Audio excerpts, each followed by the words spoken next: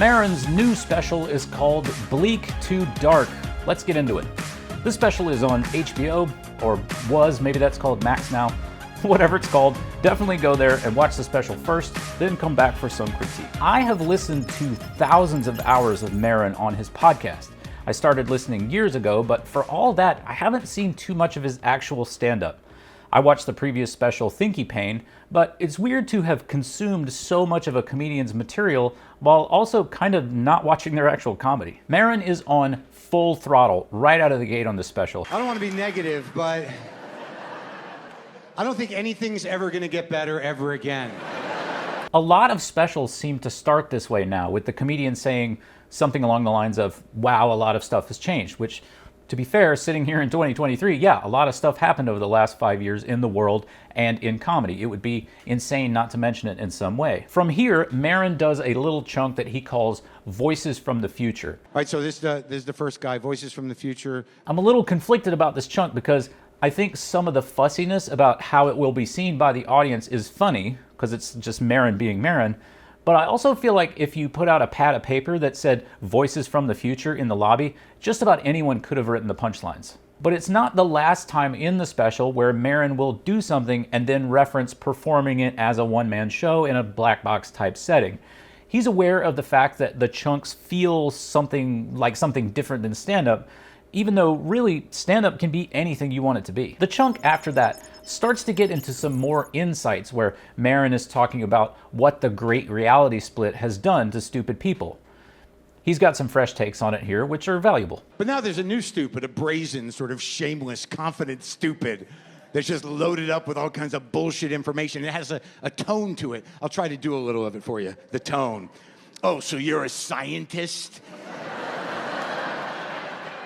From there, there's a parody of the whole sort of manosphere, Joe Rogan, UFC paleo, Jordan Peterson universe. Now, as you can probably tell if you've watched more of my critiques, I'm not a fan of that universe, so this material is kind of tailor-made for me. But I also think you're probably not going to hear this material from up-and-coming comics because Joe Rogan for them is a sort of ideological North Star, even though ideologically Rogan himself seems to kind of wander. Speaking purely as a cynic here, I wonder whether some of Maron's ire at Joe Rogan is because Rogan is the current undisputed king of podcasts and the nexus of the podcasting comedy universe, which is a position Maron once held. Now, Maron's still doing his podcast, of course, and still getting actors and writers and musicians as guests, but Rogan wields a lot more power over culture and comedy at this point. Personally, I have a lot more respect for Maron in the podcast universe because of the way he chooses his guests. He does not give time to people like Jordan Peterson or Alex Jones. He certainly could, and he would certainly be able to sell ads on the back of those episodes just like Rogan does, but he doesn't. I respect that. From there, Maron gets into some material on Christians and Jews, and he touches on women's rights and abortion, and we're not even 15 minutes into this thing. I've been getting a Carlin vibe from Maron's mannerisms in this special, but I haven't really wanted to call it out because I don't know if Maron considers Carlin to be a big influence. But close to 15 minutes in, he's doing material about a challenging subject and says this. But a lot of it has to do with the language of choice, which is, it's practical, it's medical. You know, abortion clinic, easy to demonize, scary. Like if we shifted some of the language, we might be able to bridge a gap and have a conversation with people of faith. Maybe we call them angel factories.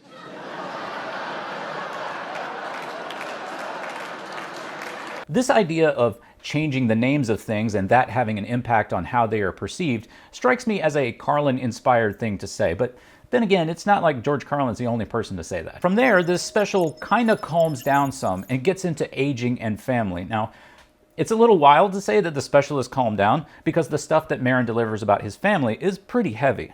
It's about showing up for someone who has dementia. That's heavy. He also talks about his grief around the death of his partner, Lynn Shelton. This is a significant part of the late middle of the show, and you know, it's not exactly comedy in that there aren't a ton of jokes flying around in those moments, but it's a really impactful performance. I can see how young people wouldn't dig this too much if everyone they care about is still alive, but if you get a little older and you've seen a few people go, it's quite a thing. The show ends on a bit of an odd note, but to be fair to Maron, he did warn us it would go from bleak to dark. All in all, I think this is a valuable piece of art. There's some great jokes in it, but Maron, by his own words, is not really a joke-to-joke kind of guy. I think if you go see him, you know going in that you're going to see some long, thoughtful pieces like this. In terms of what you and I can learn from this, I think one takeaway might be to do whatever you want in your act. If you want to do pieces that are kind of more like a one-man show, or longer, super thoughtful stuff that's compelling but not really a storm of jokes, well, stand-up is whatever you say it is. Do the stuff that speaks to you. Hey, thanks for watching. If you enjoyed this, like and subscribe, and maybe jump on the Patreon if you want to help me make more. And if you want to talk about comedy writing with people who are trying to do it in a constructive way, we also have a Discord channel.